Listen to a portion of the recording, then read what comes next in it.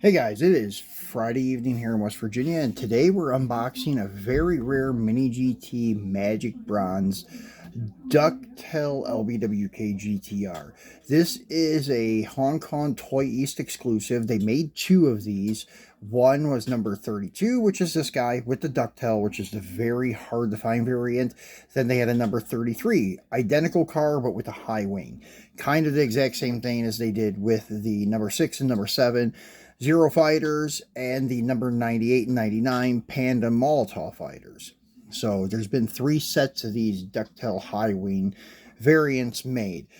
So the reason I'm unboxing one, I wasn't going to do this, but Customs so kindly opened my box for the very first time out of like 10 to 12 boxes I've sent from the Philippines to the States, and they finally cut it open and they cut the bubble wrap open on some of my cars, and they kindly cut this bubble wrap on this car so deeply that it cut the cellophane and it scratched the cardboard. I'm surprised it didn't cut the cardboard because it actually engraved the acrylic. As you can see there, that's not a crack, that's a cut from one of those idiots at Customs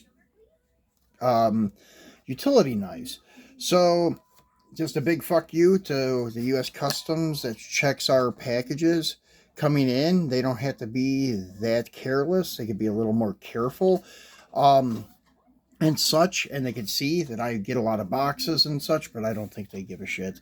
So anyways, yeah, they will damage your packages even if you do take precautions and bubble wrap them. Luckily, nothing was missing. Everything was there. And this is the first time it ever happened. I've had it get held up in, I forget what they call it, but it's like where Customs will hold it, and you almost know that it's going to get evaluated and gone through and such with a fine-tooth comb. But the first time they did it, they didn't even open the box. I guess they just x-rayed it more thoroughly or something. They never opened it, but this one they did. So I'm going to take advantage of the mishap and make the best out of it and unbox this one for you guys. So as you can see, it's like a holographic mirror kind of bronze finish box, or gold finish, I would say. On the top, you have Liberty Walk and the Japanese characters and stars TSM model. The front side is, well, like a cutout for the acrylic display case on the front and on the left side of the box. And then you have collector number 32. On this side, you have your LB emblem with Liberty Walk. On the back side, you have kind of a silhouette outline of the car, which you barely can see because of that gold mirror kind of finish. The trademarks of Nissan and such there. Then on the bottom side, you have the TSM holographic sticker that shows you that's the real deal. And then it has your age restrictions, choking hazard warnings, and where to find Mini GT online and on Facebook. No Twitter and no Instagram sites there listed. I believe this came out in 2019 or 2020. I think 2019, but I cannot be 100% sure on that. But anyways, you can see that this is LB Works Nissan GTR R35 Type 1 rear wing version 2.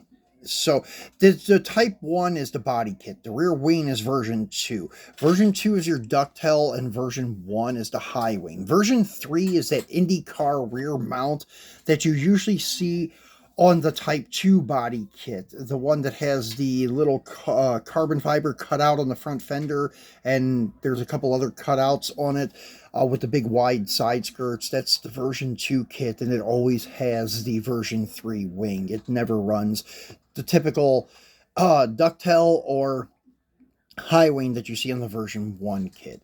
So anyways, and it does tell you that it is Toyeast exclusive, and the Toyeast event takes place in Hong Kong, and it is Magic Bronze and such. Unfortunately, the lighting in this place sucks, so you're not going to be able to get the full effect of the paint, but this paint actually flip-flops from like an orange to a gold, to a pink, to a purple. It's amazing because it doesn't look like it will do much.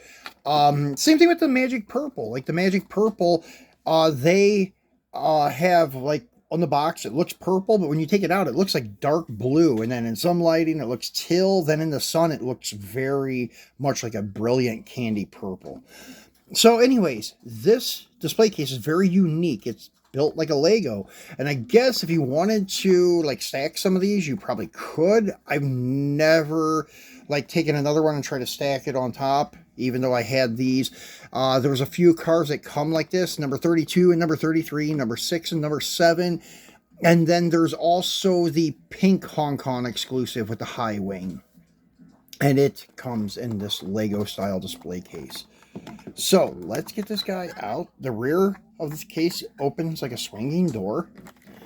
It's in there in a PVC plastic tray, but a little different than your ones that come in the boxes and such. And as you can see, this car is kind of naked compared to the others. There's no co-sponsors on the rear flare, nothing on the front fender leg there. There's not even the typical trademark phrase that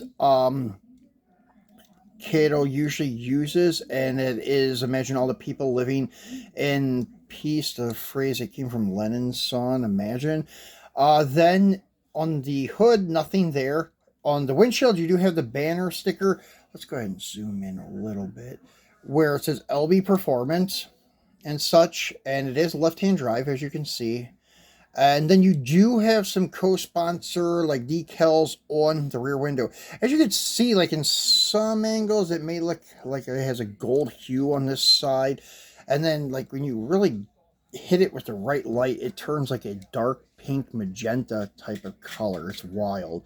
Really dig this color. And then it does have the typical Forgiato wheels.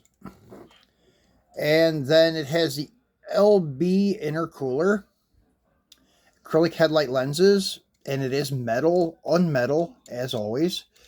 Button head Phillips screws holding it together, so it's easy to rip apart and customize if you want to.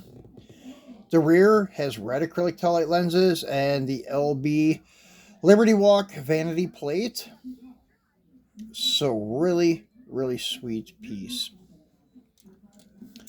So that is it for the unboxing of this. I just wanted to show you guys since the package was damaged and I was going to sell it at a discounted price, but I think I'm going to keep this one now since I've got it out and I really dig this paint. As you can see the magenta like starting to come in, like the pink. Very cool color. And then I do have the magic purple over here too, put next to him. I think I'm going to end up keeping both of these. I'm starting to get bitten by the collecting bug again. So I was just going to build my Mopar dealership, and now I'm starting to collect a little bit of everything once again, unfortunately.